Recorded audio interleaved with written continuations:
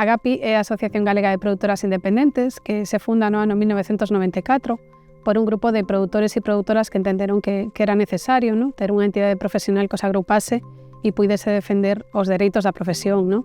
Hoxe por hoxe, Agapi é a voz imprescindible e colectiva das produtoras galegas.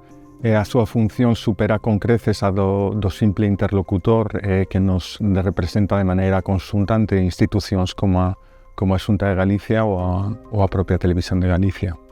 Ademais de promover este diálogo, traballa de forma constante para consolidar un audiovisual galego sólido, visible e con futuro.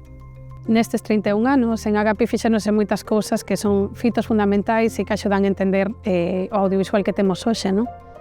O primeiro foi a creación do que eran os premios Agapi, que agora son Mestre Mateo, coñecidos por todos, non?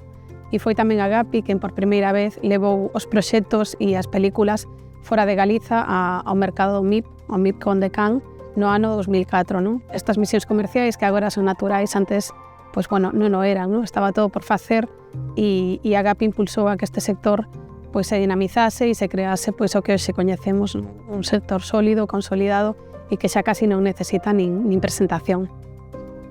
Eu penso que a cohesión consíguese facendo o que facemos, que é facer de ponte.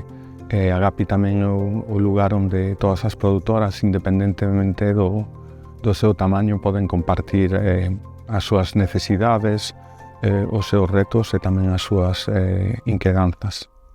Dende Agapi pensamos que a produción independente e a cultura é o capital intangible dun país e é por eso que é moi importante protexela e mantela viva.